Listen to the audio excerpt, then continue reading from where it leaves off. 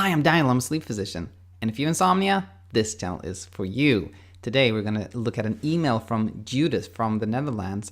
She is attempting wake therapy. This is when you spend a long stretch of time awake and then have just a limited window of sleep, and then you gradually, day by day, extend that window.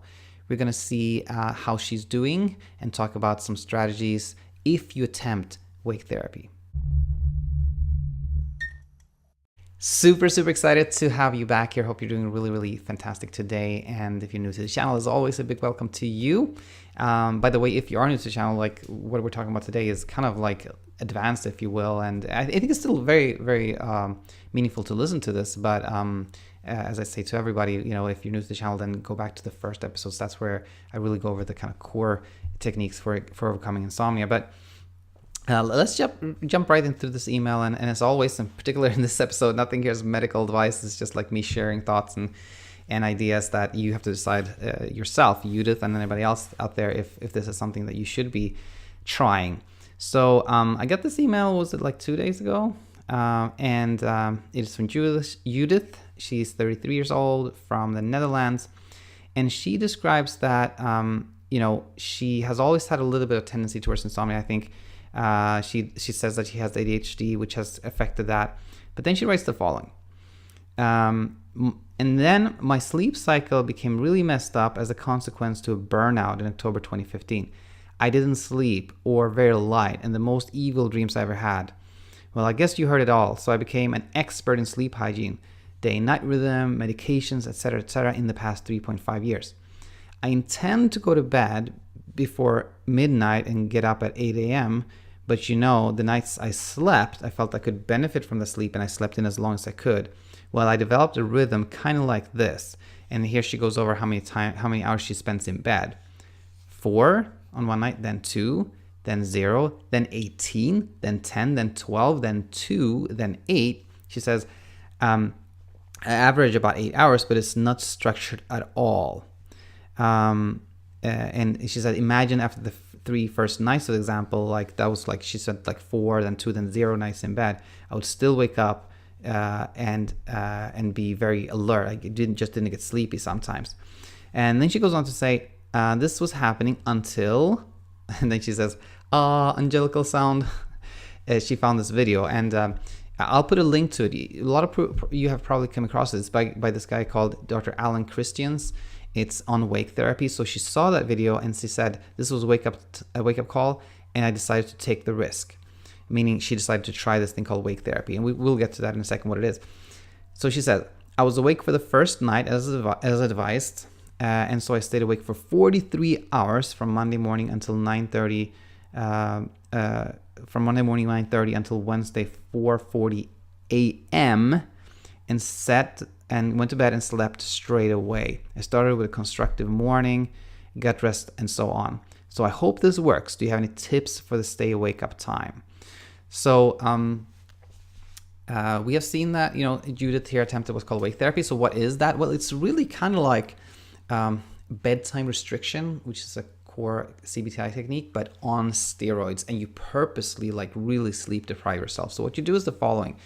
You decide to stay awake for from a certain morning. Let's say you get up at 7 a.m. And then you stay awake the entire day and entire night till 7 a.m. the following morning. You've now been awake for 24 hours, and then you continue to stay awake. You continue to stay awake until, for example, midnight the following night. So now, you know, it's hard to do math, but that's, you know, let's just say you've been awake for like 40 some hours, like an extended time period. And then you only allow yourself a very minimal amount of time in bed. Let's say you start with 4.5 hours. So the theory is that, you know, being that sleep deprived, you're going to fall asleep quickly and sleep for that 4.5 hours. Then you have to force yourself awake again. And then the following night, you tag another 30 minutes to that. So now you're allowing yourself 5 hours in bed. And then you continue to stay awake, and then 5.5 until you reach kind of like your sleep, need your full potential, however much sleep you need. And that video that she mentions has been viewed like, I don't know if it's in the hundred thousands or in the millions. It's been viewed a lot of times. That said, I think I've come across 2 other people in the channel who attempted them, neither one successfully. I distinctly remember Tuan, who I had a lot of interactions with, particularly when I started, when early on in the lifespan of this channel, who spent the night being completely awake and decided to let's try wake therapy. So he kept himself up the following day as well, and then didn't sleep. Didn't sleep at all. And this is a risk with, like, if you're thinking maybe I should try this, please know this, that sleep is complicated, and in some ways it's pretty simple, but in other ways it's very complicated. The way it can affect you. What I'm alluding to is, if you decide I'm going to try this and you keep yourself up for like 40 hours, then you almost inevitably feel like I am guaranteed to sleep now. I'm definitely going to sleep. But the bizarre thing is that expectation now can override your sleep drive. So if you try to do this, don't be surprised if even if you kept yourself up for this long stretch of time, you still may not be able to sleep that first night. And in that case, if you're going through this wake therapy thing, I think commitment is the thing. Like, you have to then still get up at that early time. So you may have slept like minimally, and then kind of continue the path you were on, and then next night maybe tag on 30 minutes to the sleep window. And I think in theory, wake therapy should work. Like, it sounds pretty logical, with the caveat of what I just said. Expectations can sabotage things. But the question in my mind often becomes, is this like, for most people, this is not like feasible or maybe healthy. I think general CBT is better for most people. But the bigger question in my mind is, okay, let's say you do the wake therapy. What happens after that?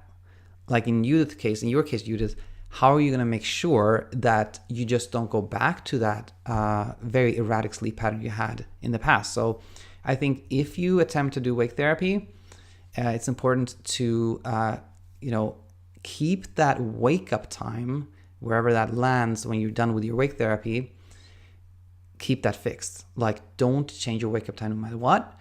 And don't go to bed too early. Like, even after wake therapy, give yourself a 7-hour window or something like that to keep things regular.